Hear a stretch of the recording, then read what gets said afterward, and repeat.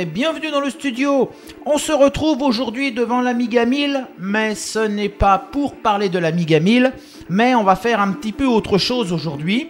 C'est-à-dire que je vais m'occuper de la boîte que j'ai fabriquée pour mettre l'AK500+.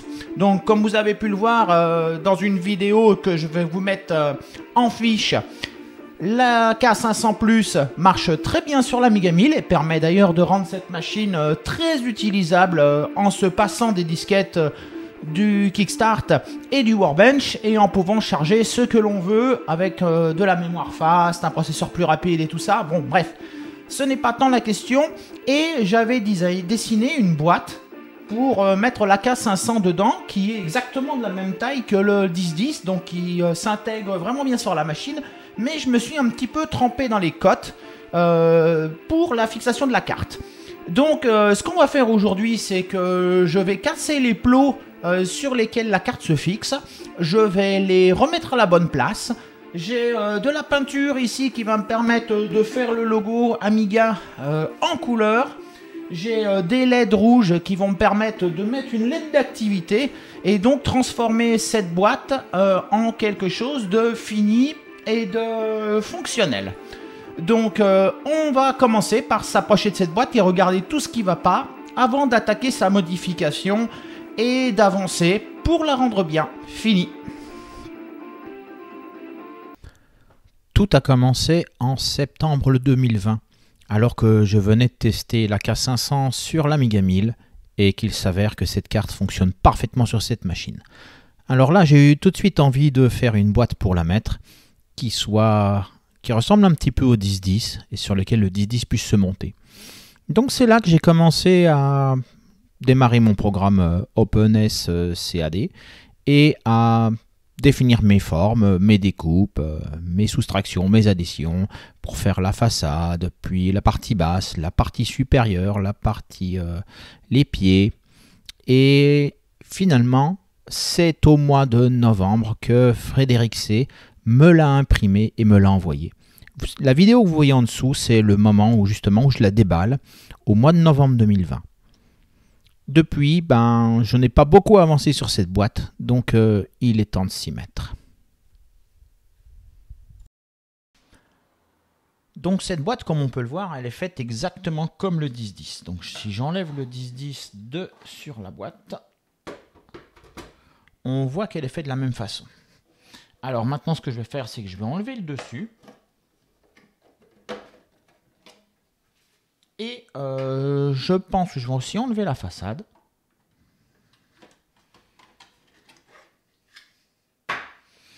Et on va s'approcher de plus près pour regarder tout ce qui ne va pas. Si on s'approche de plus près, on peut voir tout ce qui ne va pas. Déjà, ce plot-là n'est pas tout à fait en place, mais il est loin d'être assez haut. Celui-ci est complètement à l'ouest parce que j'avais calculé sans doute dans le mauvais sens les écarts entre le plot et la vis. Donc il va falloir que je l'enlève et que je le déplace ici et que je le rehausse. Et il y en a aussi un autre dessous. Je ne sais pas si on va pouvoir facilement le voir. Non, pas sans enlever la carte. Il y en a un autre dessous qui n'est pas à sa place. Donc il va falloir aussi le déplacer. Et derrière, ce que j'ai été obligé de faire, il faut que j'enlève la carte pour qu'on le voit.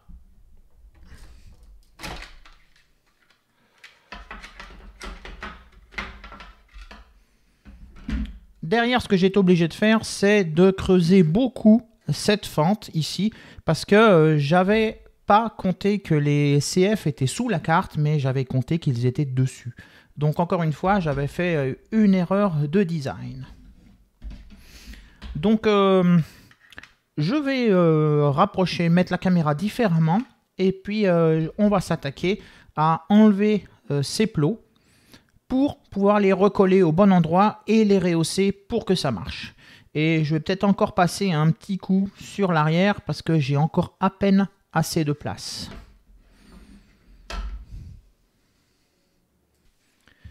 Donc pour couper ces plots, je vais essayer avec un cutter, mais je vais mettre des gants anti-coupure. Bon, ils sont un petit peu abîmés, mais c'est déjà un peu plus safe. Si jamais je rip, au moins ça m'évitera de me débiter un doigt. Et après, oh là là, ils sont fichus ces gants. Après, on va essayer de l'enlever. Ouais, avec une lame si courte, ça risque d'être délicat.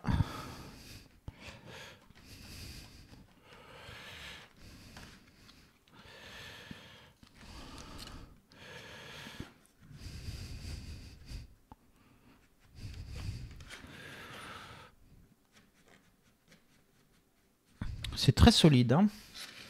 Ce plastique est très très solide. Et j'ai pas beaucoup de lames. Donc je ne sais pas encore comment je vais m'y prendre. Je pense que je vais aller regarder si je trouve une lame de scie assez fine.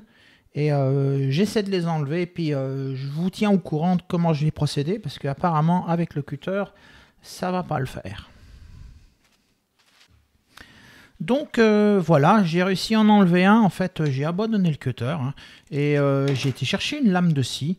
Donc ça va, ça l'enlève assez proche du fond. Ça laisse pas trop de morceaux qui dépassent.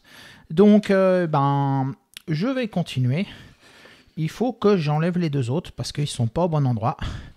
Et c'est un petit peu long à faire, mais il faut couper comme ceci jusqu'à ce qu'ils viennent. C'est du plastique quand même très très solide, hein. Je suis agréablement surpris par la qualité d'impression et la qualité du plastique d'une impression 3D. Donc je continue, j'enlève les trois plots et je vous retrouve après.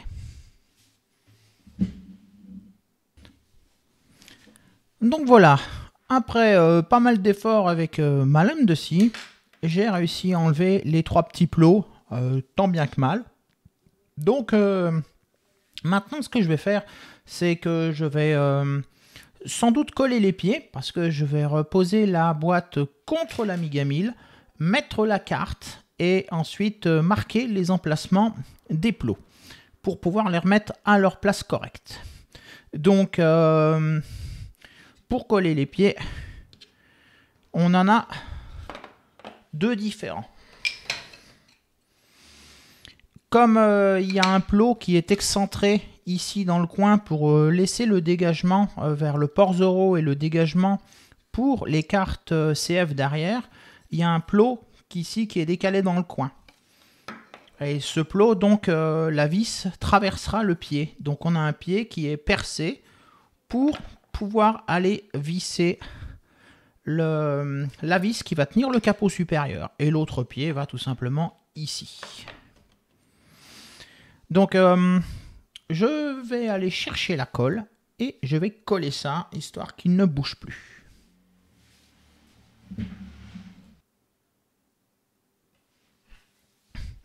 Donc, pour coller les pieds, je vais le faire avec de la Glu 3. Ce n'est pas la marque Glu 3 parce qu'il existe d'autres cyanocrylates beaucoup moins chers. Hein. Pour ces 30 ml qui durent très très longtemps, ça coûte moins cher qu'un petit tube de Glu 3. Donc on va en mettre un petit peu partout. Voilà, pas trop près. Oh, ça coule.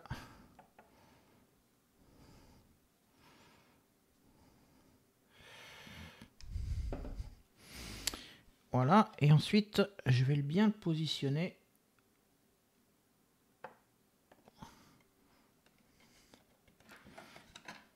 Et bien l'enfoncer dans son emplacement.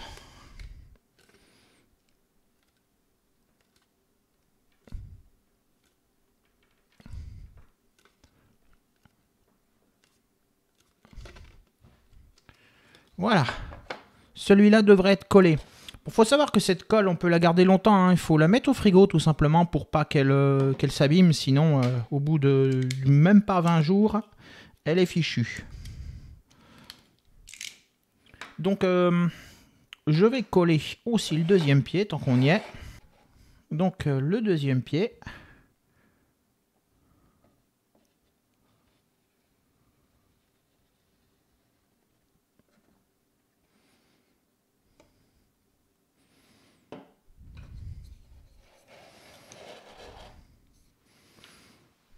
Et celui-là, il n'a pas de sens.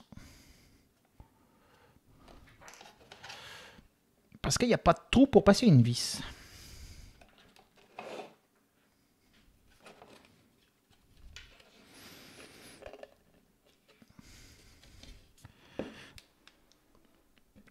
On va bien l'emmancher au bout.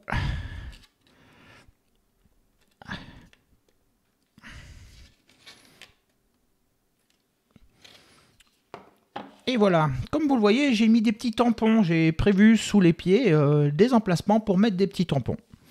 Donc on va laisser sécher un petit peu ça. Et ensuite on va s'attaquer à remettre cette boîte contre l'Amiga 1000 pour voir les emplacements des plots et les remettre à leur place. Maintenant que les pieds sont secs, mettons à nouveau la carte dans l'Amiga 1000. Donc elle est bien enfoncée à fond. Et d'ailleurs, elle repose dans le fond sur un petit pied. Donc on est pas mal. Et maintenant, on va la positionner correctement. Donc pour ce faire, je vais mettre la façade. Parce qu'il nous faut suffisamment d'espace pour pouvoir brancher le joystick. Donc il faut pousser la boîte à fond comme ceci. Voilà. Et ensuite, si on essaie de mettre une CF, normalement, il n'y a pas de souci. Voilà, la CF dépasse, donc on est bien comme ça. Donc pour me le marquer, eh bien, je vais démonter un stylo. Et ça passe pas dans le trou. Donc c'est pas la bonne solution. Ah si, ça passe dans le trou. Et on va essayer de marquer l'emplacement.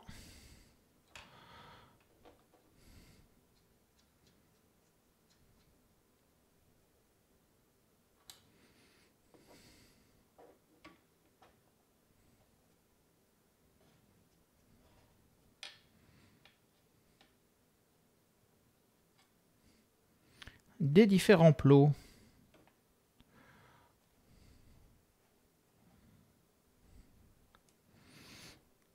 Donc maintenant, on va enlever la carte et on va regarder si ça a marqué.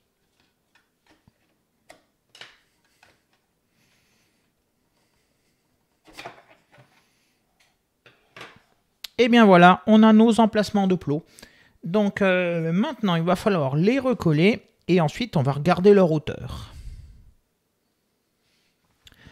Maintenant, il ne reste plus qu'à les coller et c'est là qu'il ne faut pas se tromper parce que je ne vais pas les redécoller une deuxième fois.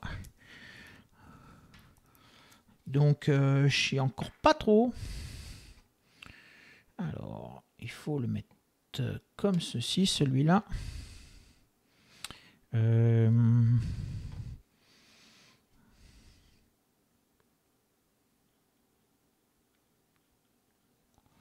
Voilà, on va mettre la colle sur le plot. Et ensuite, on va tâcher de le mettre correctement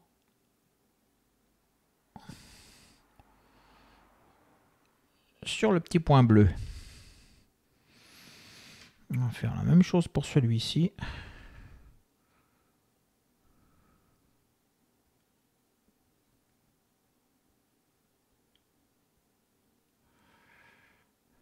Je la vois pas tomber. Ah si, voilà. Ah, c'est pas ma bonne main. Hop, on va le poser.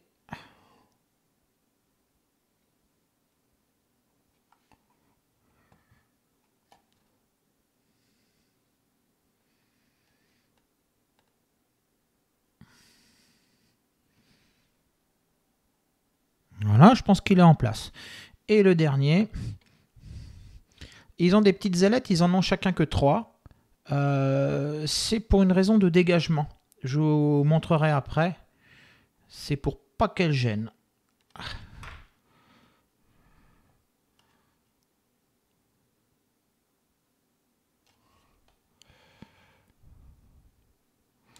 Voilà, celle que je suis en train d'enfoncer, elle n'a pas d'ailette du côté de la carte d'extension qu'on peut rajouter sur la K500. Celle-là, elle n'a pas d'ailette du côté parce qu'il y a un connecteur ClockPort. Et celle-là, elle n'a pas d'ailette du côté là parce qu'il y a la connexion sur le bus Zorro. Voilà. On va laisser sécher ça et ensuite on pourra prendre la mesure de hauteur pour corriger la hauteur des plots et fixer cette carte correctement. Donc j'ai pris mes mesures de hauteur et pour les rehausser, je pense que je vais prendre tout simplement ça. C'est-à-dire que je vais couper des chevilles pour avoir la partie haute de la cheville que je vais coller par-dessus. Donc pour la couper, a priori, il faut que je la coupe à peu près au bout de ces trucs-là.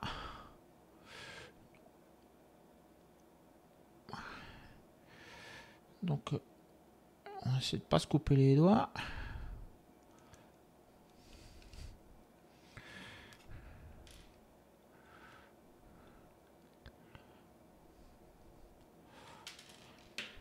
Et voilà. Bon, je vais le faire un peu plus plat. Et normalement, si je recolle ça là-dessus, je devrais avoir la bonne épaisseur. Et en plus, ce sera plus facile à visser dedans. Donc, je coupe le troisième. Et je pense que je vais les coller et je vous retrouve une fois que c'est terminé. Maintenant que mes extensions sont collées, eh bien, il va falloir renforcer un petit peu tout ça. Parce que c'est juste collé à la Glu 3 et on sait tous que la Glu 3, c'est pas formidable. Donc, eh bien, j'ai sorti mon bicarbonate de soude et on va faire un petit peu de plastique pour renforcer tout ça. Donc, pour ce faire, on va reprendre la glu et on va aller en mettre au pied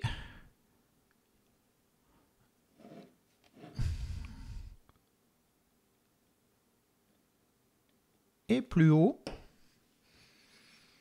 Et ensuite, on va y mettre du bicarbonate.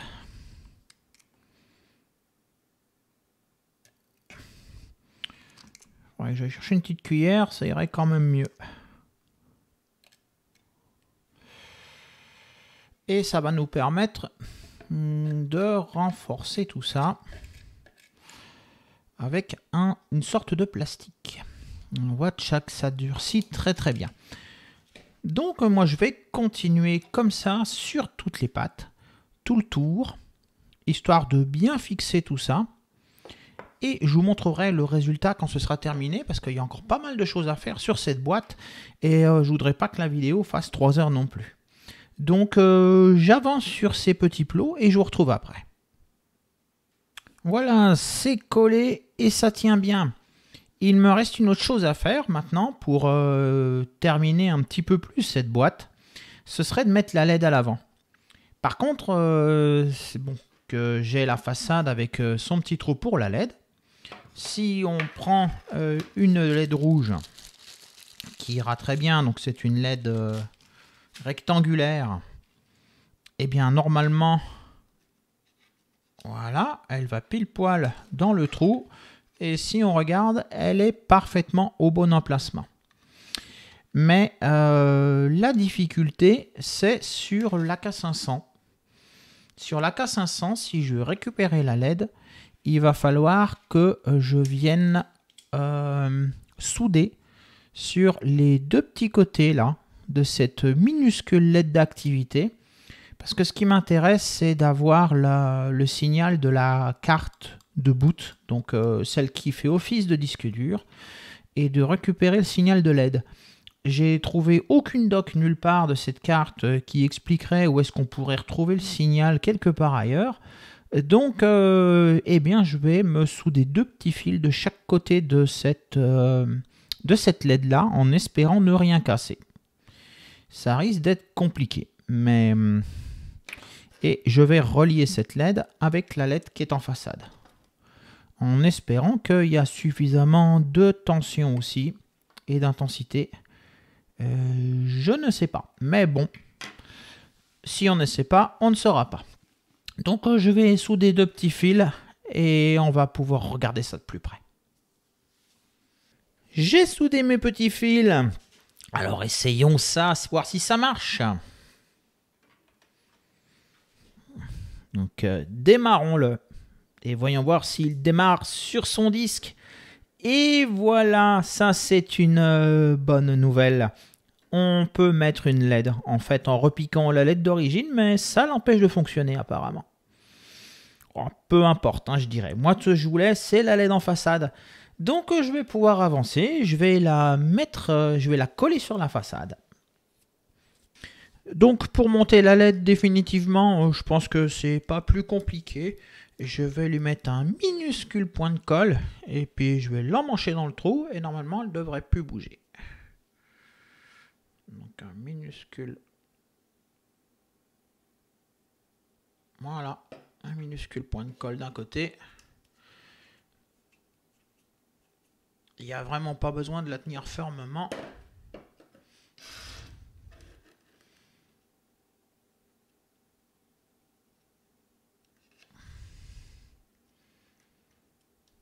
Voilà.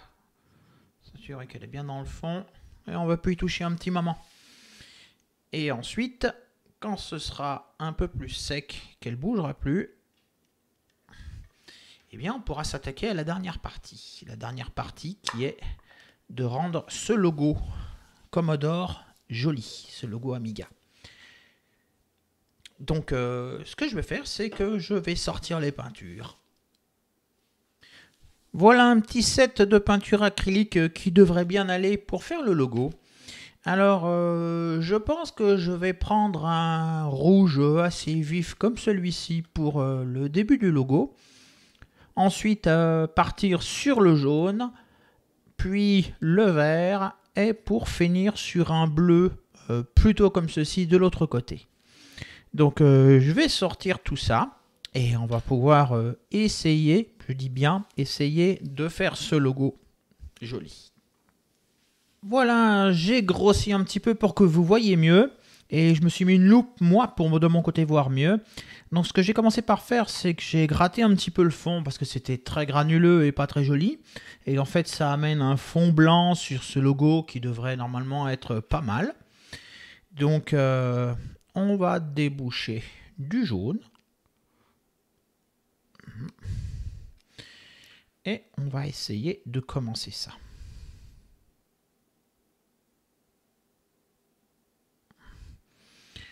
Alors, le jaune, c'est la partie du logo ici.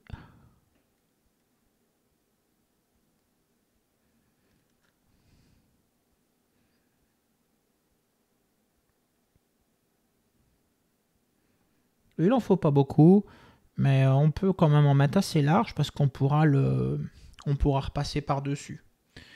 Et donc,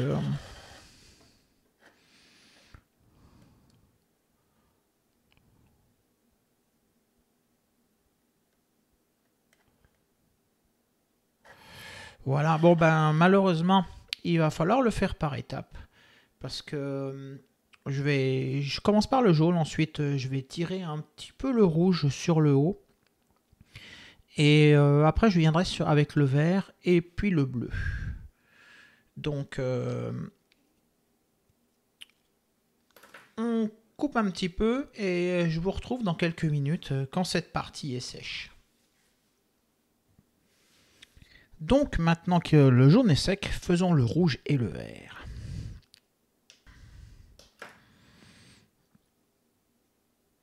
Et on va venir le faire sur le bout là.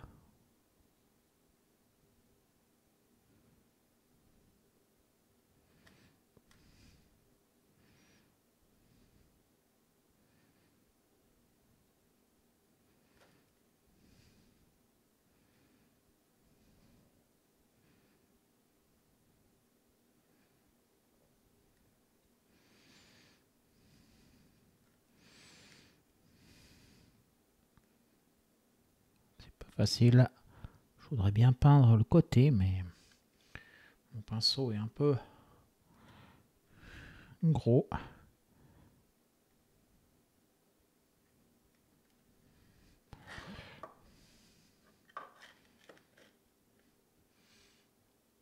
Bon, on est pas mal. Il aurait fallu que je fasse un petit peu d'orange peut-être. Mais on va nettoyer le pinceau et on va passer au vert. Alors, le vert, on va le mettre dans le bas.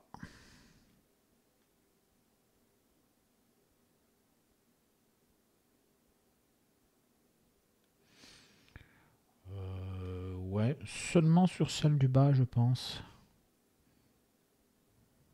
Puis on va le remonter un petit peu là.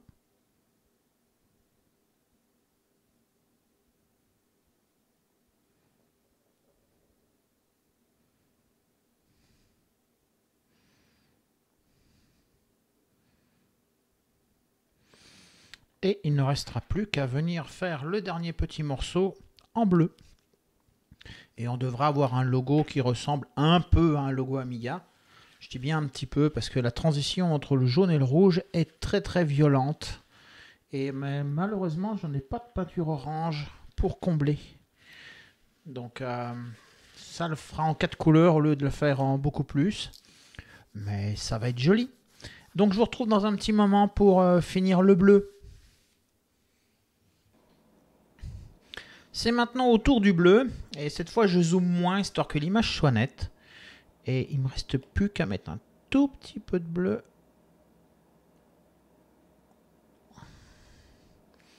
Ah, qu'il est gros ce pinceau.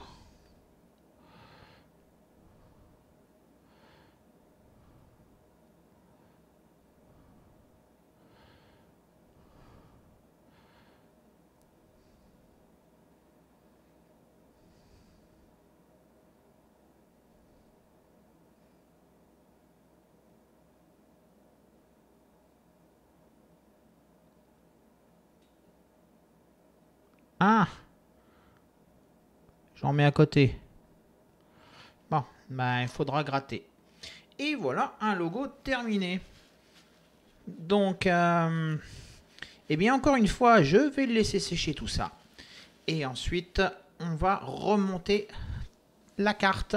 Quoi qu'en fait, je vais même monter la carte maintenant dans la boîte avec ses vis. Et on va pouvoir mettre la façade et regarder ce que ça donne. Donc il est temps de monter cette boîte. Je pourrais pas la monter jusqu'au bout parce que je n'ai pas de vis qui traverse la carte. Ces trous sont vraiment petits et j'ai pas trouvé de vis qui passe dedans. Donc bah, ça vous permet de voir un petit peu comment j'ai soudé mes deux fils autour de la LED existante. Donc on va mettre la carte dans le bon sens. Maintenant que les plots sont posés, elle est plus difficile à mettre. Il faut la passer de biais. Je vais la mettre.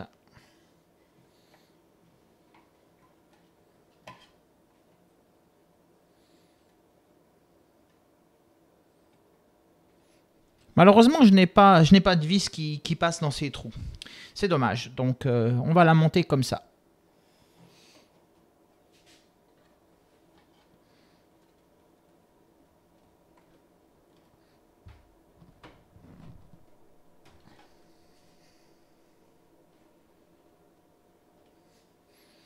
Ensuite, on va venir fixer la LED sur la façade.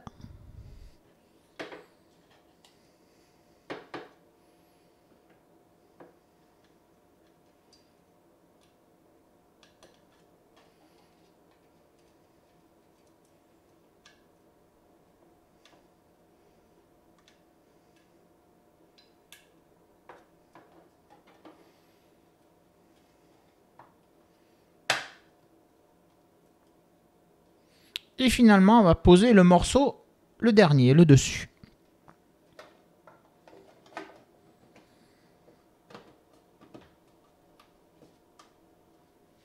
Et voilà une boîte montée.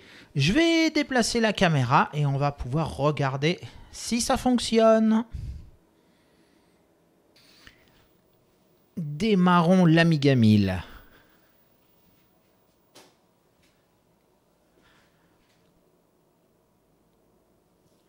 Et voyons voir ce que cela va donner. Donc on va le démarrer en 3-1.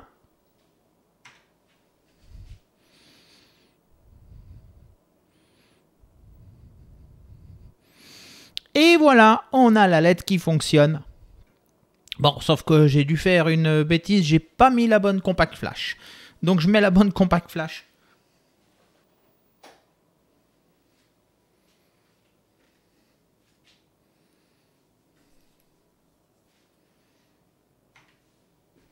Et c'est reparti.